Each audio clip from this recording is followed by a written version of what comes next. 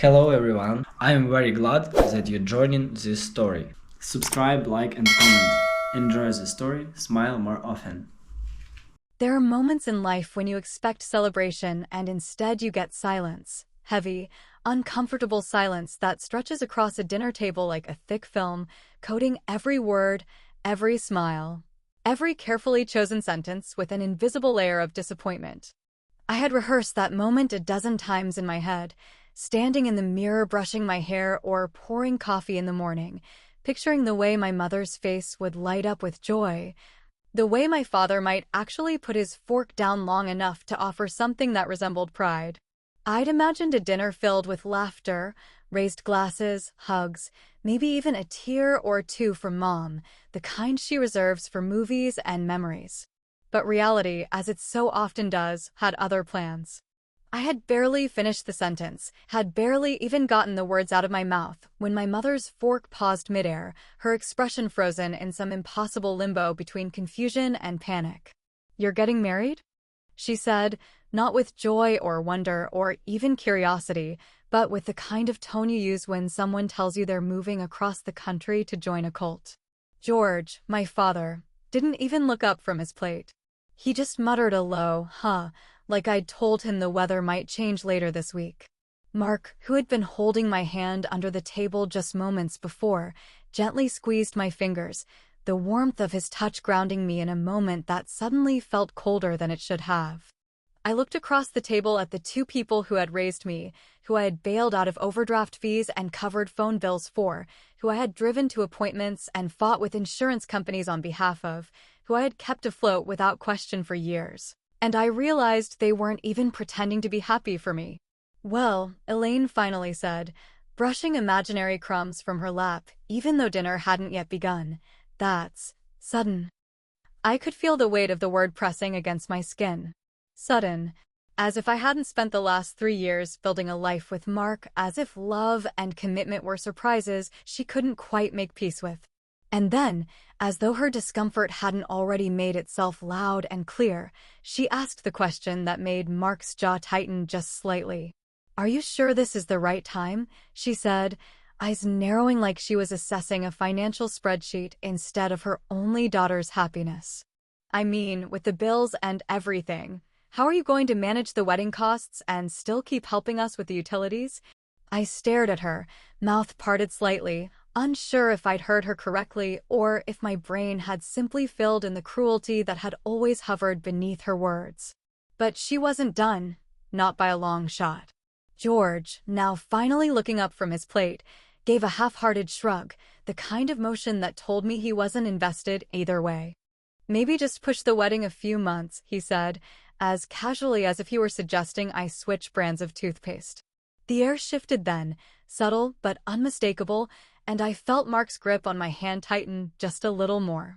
Karen, my best friend, my firecracker of truth and sarcasm, was sitting across from us, invited as a neutral buffer to what I had hoped would be a warm family announcement. She leaned back in her chair, eyebrows raised so high they practically touched her hairline, and said in that dry, biting tone she'd perfected over years of watching me carry burdens that weren't mine, "Wow, that's not even guilt-tripping. That's full-blown emotional blackmail in a casserole dish." No one laughed. No one defended me. My parents looked at her like she'd just set fire to the dining room. I stayed quiet, forcing my expression to remain polite, measured, calm. I didn't say what I wanted to say, that I had already budgeted everything, that the wedding wasn't extravagant, that I had planned it with care and intention, with every penny accounted for. I didn't mention how I had postponed it twice already, once when Dad's knee surgery needed extra out-of-pocket coverage, and again when Mom's roof repair wiped out her savings. I didn't remind them of the checks I'd written without being asked, the groceries I'd dropped off when they said they were just fine, the late-night calls about car trouble or bounced payments or just a short-term loan. Because this wasn't about numbers. This was about control. And I could feel it in my bones, that they weren't worried about logistics. They were worried about losing me as their safety net. Elaine looked at me again, her face softer now, laced with the kind of performative concern she saved for moments she knew she'd pushed too far. "Sweetheart," she said, her voice suddenly syrupy, "you can't just abandon us now." And that was the moment I realized this wasn't going to be a conversation. It was going to be a reckoning. There's a strange kind of ache that lives just under the surface of your skin when you've spent years bending yourself into shapes that weren't meant to hold other people's weight, a kind of quiet exhaustion that doesn't scream or make a scene but instead settles deep in your bones, whispering to you in grocery store aisles and late-night bank transfers that this life of quiet sacrifice is just the way things are. I stood in the kitchen that night after the dinner, staring at the unopened bottle of wine we'd brought with us, the one I thought we'd open to celebrate, not swallow down in silence on the drive home. Mark was upstairs already, pretending to sleep, but undoubtedly replaying the same scene in his head, the same moment my mother's voice softened just enough to make her manipulation sound like concern. And all I could think was how many years I'd been on this treadmill, running faster, stretching thinner, convincing myself that being a good daughter meant never letting them feel the full consequence of their own choices. The flashbacks hit without warning, little memories that played like home movies behind my eyelids while I stood there rinsing off plates. I saw myself wiring money from my checking account into theirs when Mom had that unexpected hospital stay and insurance denied half the claim. I saw myself writing out a check for the roof repair after the hurricane winds peeled off half the shingles, knowing full well I wouldn't be reimbursed, not even with a thank you. I remembered skipping a work trip to California that could have landed me a promotion, just so I could be around when Dad's knee surgery happened, just in case they needed help with appointments or bills or whatever other chaos they hadn't thought through. I'd canceled plans, postponed vacations, even passed on a better-paying job because it would have meant relocating and leaving them without someone nearby. I remembered sitting across from Mark at our favorite brunch spot, telling him, again, that we'd have to delay moving in together because things are complicated at home right now, as if that sentence still carried any weight after the fifth or sixth time I'd said it. And the worst part was, I never thought of it as optional. It didn't feel like I was choosing to help, it felt like I was being drafted into a battle I never agreed to fight. I had convinced myself that love looked like self-erasure, that care meant currency, that being useful was more important than being free. And maybe that's the hardest lie to unlearn, the idea that your love has to come with sacrifice in order to be real. Have you ever given so much to family that you forgot how to take care of yourself? Has your love ever been mistaken for obligation? Tell me in the comments, because I know I'm not the only one who's been told they're strong just so other people can keep leaning on them without ever asking if your knees are about to give out. I thought about something my father said once, years ago, during one of those lazy Sunday afternoons when I'd come over to help them install new shelving in the garage. I was drilling in brackets while George sipped a soda and watched from the lawn chair, and he said it so casually, like it was a compliment. "You don't need kids, Rachel," he chuckled. "You already have us." I laughed back then. I actually laughed, because I thought he was joking. I didn't realize at the time that he meant it, that in their eyes, I wasn't a daughter anymore, not really. I was a support beam, a service, a financial plan wrapped in a warm, responsible smile. That sentence echoes in my head now more than I want to admit. I already have us. The weight of it lands differently now, harder, sharper. It doesn't feel like affection anymore. It feels like a confession, one I didn't hear clearly until it was far too late. Later that night, I sat on the edge of the bed, my dress still clinging to my skin, makeup smudged from hours of trying not to cry, and Mark walked in, quietly, like he wasn't sure how much space to give me. He sat beside me, didn't speak for a while, just reached for my hand. And when he finally did say something, it wasn't angry or accusatory, it was just tired. Just honest. "Rachel," he said, voice low but steady, "are you marrying me? Or are you still married to your guilt?" And I didn't have an answer. Not yet. There's something unsettling about seeing your life reduced to numbers, cold, clean, and absolute on a spreadsheet. It strips away the emotion, the story, the tangled mess of guilt and love and duty, and leaves nothing behind but columns of transactions and the brutal arithmetic of self-neglect. I sat in my accountant's office, watching her scroll through the final tally of what I had contributed to my parents over the last 10 years. The cursor hovered over the grand total for a moment longer than it should have, as if even she needed a second to process the scope of it. The number stared back at me like an accusation, daring me to deny what I had spent a decade trying to justify. I didn't speak at first. I just stared at it, that sum total of every check written, every emergency transfer made, it's just this once. That turned into habit, then expectation, then obligation carved into routine. It was more than just money. It was vacations I never took, furniture I never replaced, investments I never made, weekends I worked through because I couldn't afford to stop. And what hit me hardest wasn't the amount, it was the realization that I had never once stopped to ask if any of it was sustainable. I had just kept giving, kept covering, kept absorbing their needs like a sponge, believing that if I didn't, something would fall apart. Maybe it would have.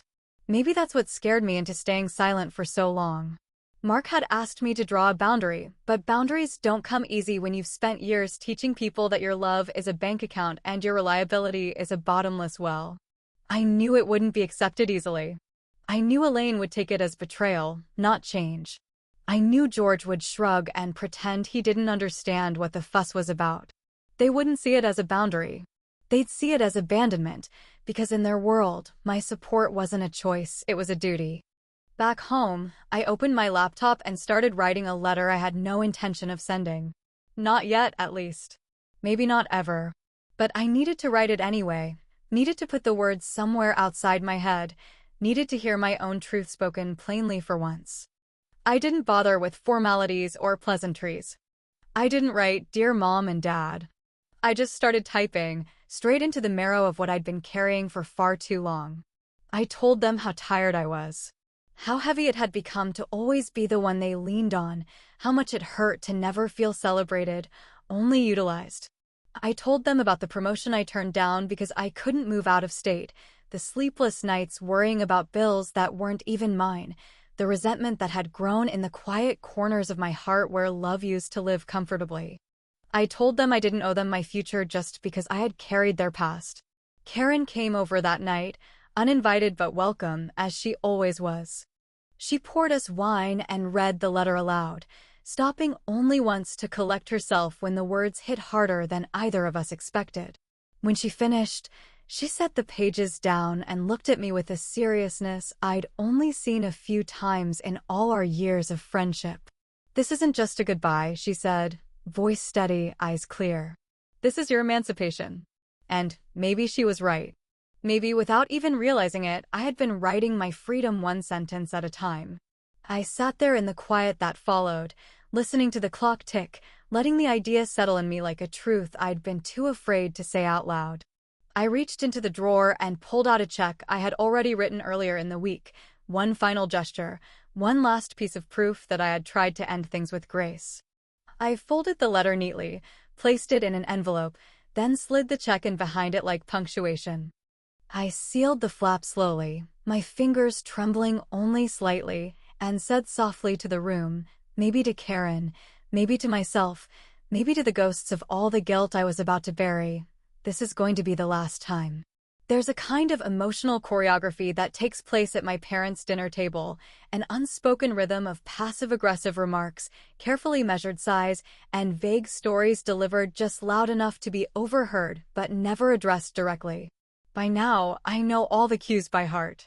I know the exact moment Elaine will drop her fork just slightly louder than necessary and announce, in a tone soaked with faux resignation, how expensive her new medication is, followed by a theatrical glance at George, who will grunt noncommittally and mutter something about things just getting more expensive every year.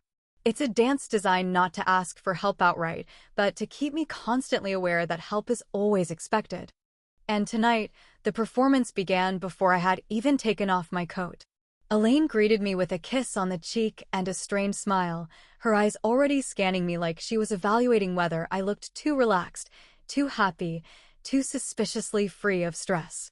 I knew what she was thinking. She was wondering whether I'd finally chosen to put myself first, and the thought alone seemed to bother her. George was in his usual spot, the television humming in the background with some news program he wasn't really watching, holding a newspaper he wasn't really reading. He nodded at me, barely looking up, as if I were just another appointment on the calendar. Dinner was pot roast, overcooked, dry, but passable, and the conversation started innocently enough. Small talk about weather and neighborhood gossip and which of the neighbors' kids had dropped out of college this time. But it didn't take long before the subtle signals began to slip in, the gentle nudges cloaked in casual storytelling. Elaine mentioned that the old sedan was making a strange noise again, and how the mechanic said it might be the transmission.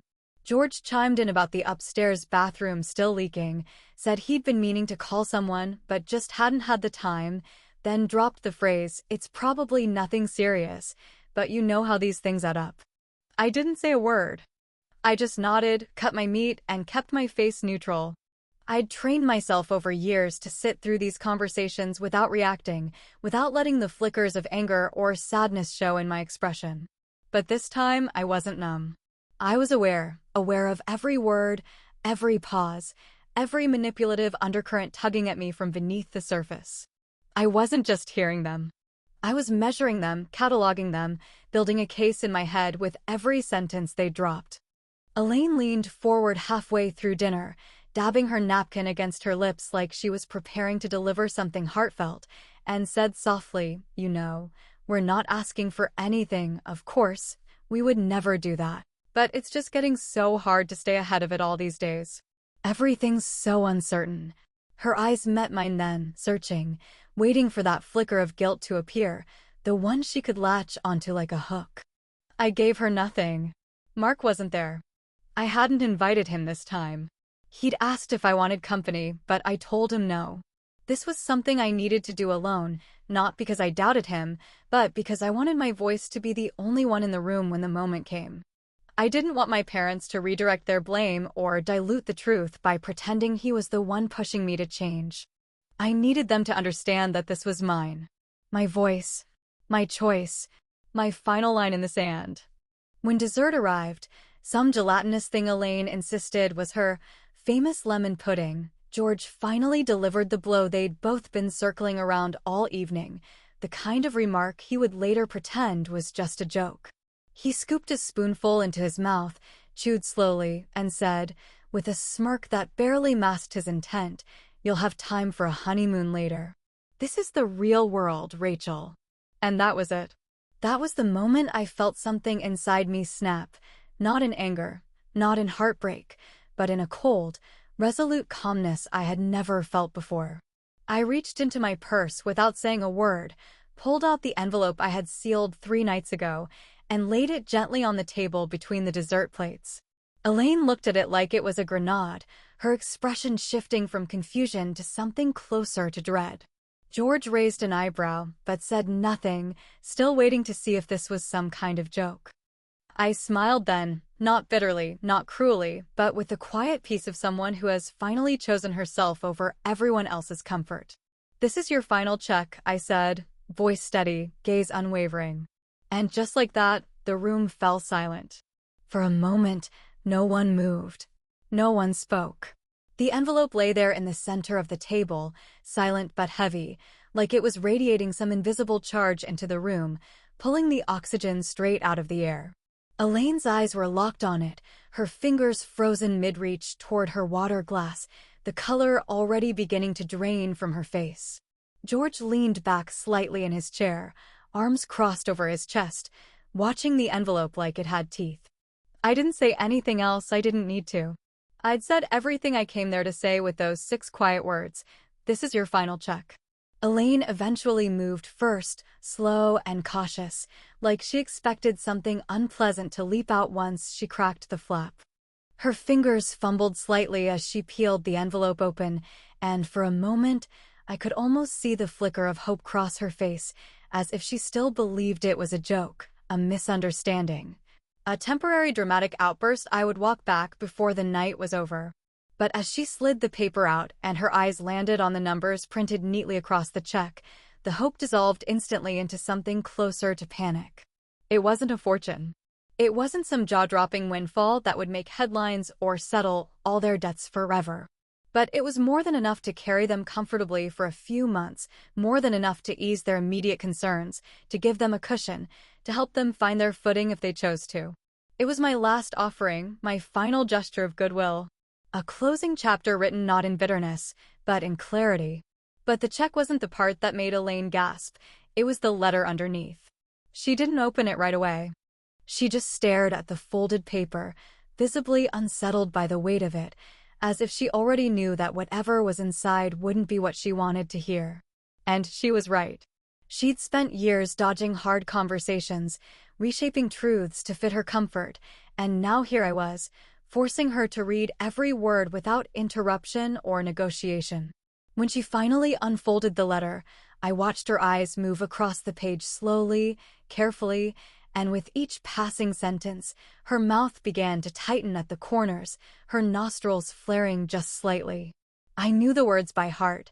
I had rewritten them more times than I could count, trying to strike that impossible balance between honest and cruel, between catharsis and cruelty. But in the end, I stopped trying to soften it. I told the truth.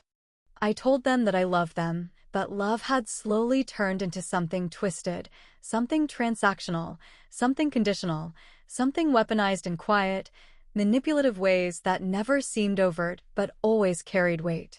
I reminded them of the years I spent carrying burdens that weren't mine, of the sacrifices I made that were never acknowledged, of the way my own milestones were brushed aside in favor of their emergencies.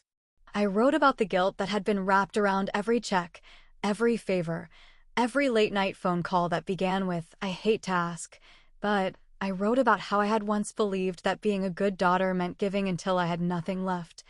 Until I couldn't recognize myself in the mirror without also seeing their needs looming behind me. And then I wrote the part that mattered most, the part that I knew would cut deepest, not because it was cruel, but because it was the first time I had ever said it without hesitation. My love is not your currency anymore.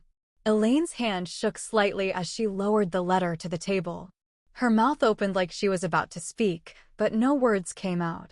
For a moment, the silence returned, thick, undeniable, different this time. Not the silence of polite avoidance, but the silence of something ending, something irreversible. George cleared his throat, tried to say something, maybe to challenge it, maybe to play dumb, maybe just to fill the space, but Elaine cut him off before he could speak. "She's cutting us off," she whispered, not looking at either of us, her voice thin and brittle like a cracked wine glass on the verge of shattering. I didn't respond. I just sat there, watching the truth settle in, watching the realization dawn on two people who had spent years pretending that my help was infinite, automatic, inevitable. They had spent so long depending on me that it never once occurred to them I might walk away. But that's exactly what I was doing. The morning of my wedding arrived with a kind of stillness that felt unfamiliar in its simplicity, like the world had finally agreed to be quiet just long enough for me to hear my own heart clearly for the first time in years. There was no chaos, no frantic phone calls, no last-minute drama, no voices telling me what I should do, or how I should feel, or where I should place my loyalty. It was just soft music playing in the background, the scent of fresh flowers curling through the air, and Mark's quiet laughter echoing from the other room as he nervously fumbled with his tie. The moment wasn't grand or extravagant, but it was whole, it was real. And more than anything else, it was mine. We had chosen a small garden tucked away on the edge of town, nothing ornate, nothing designed to impress anyone who wasn't already invested in our love. There were maybe 20 people in total, close friends, a few cousins, coworkers who had become more like chosen family than my actual blood ever managed to be. Karen stood beside me, calm and radiant in a pale blue dress, her hand brushing mine gently before I took my first step down the aisle. She didn't say anything because she didn't need to. She just looked at me like she always had, like she saw me before anyone else ever bothered to look.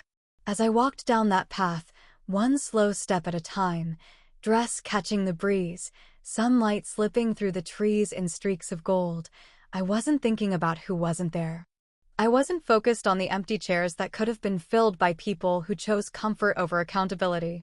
I wasn't dwelling on the letters never answered or the voicemails never returned. I was thinking about how far I had come from the girl who used to believe love was something that required sacrifice, something that demanded you make yourself small to fit other people's needs. I wasn't walking away from anyone. I was walking toward myself. The ceremony was short and heartfelt, and when Mark looked at me and said his vows, I felt something settle in my chest. Not butterflies, not nerves, but something deeper, steadier, like peace finally putting down roots. I said my vows, not just to him, but to myself, to honor the life I was choosing, to protect the woman I had fought so hard to become, to never again confuse obligation for love or guilt for grace. After the ceremony, we celebrated with laughter and music and stories shared under string lights that swayed gently in the evening wind. There were no speeches about sacrifice, no whispered judgments behind champagne glasses, no sideways glances reminding me of what I should have done instead. There was just joy, raw, unfiltered joy that belonged entirely to us. Sometime during the reception, I checked my phone, not out of hope but out of habit, and saw a single voicemail notification. It was from George, time-stamped just an hour before the ceremony. I didn't listen to it. I already knew what it would say, some clumsy combination of regret and denial, maybe an attempt to pretend this was all a misunderstanding, maybe a request for one more chance disguised as a casual check-in. But I didn't press play. I just deleted it. A few days later, a card arrived in the mail, the envelope smudged, postmarked late, addressed in Elaine's familiar cursive that had once brought me comfort in birthday cards and holiday letters. Inside was a generic Hallmark wedding message and a short note scribbled at the bottom, something about wishing us well, something about being sad to miss it, something that didn't carry any real weight. There was no acknowledgement, no apology, no reflection, just a thin veneer of politeness that felt more like habit than sincerity. I slipped the card back into the envelope and placed it in the drawer with the rest of the things I'd outgrown. That night, I sat on the porch barefoot, dress hung up and hair undone, sipping a glass of wine as the sky turned from orange to deep blue. Mark had gone inside to get dessert, and the world was quiet again, soft again, mine again. I thought about everything that led me to this moment, the years of unpaid emotional debt, the slow erosion of boundaries, the realization that love without respect is just a performance we get roped into acting out. And I thought about how peace doesn't always come with a dramatic ending or a satisfying confrontation. Sometimes, it just comes when you finally choose not to keep showing up for people who never learned how to show up for you. Sometimes the biggest act of love is letting people feel the absence they always took for granted. So tell me, when is enough truly enough?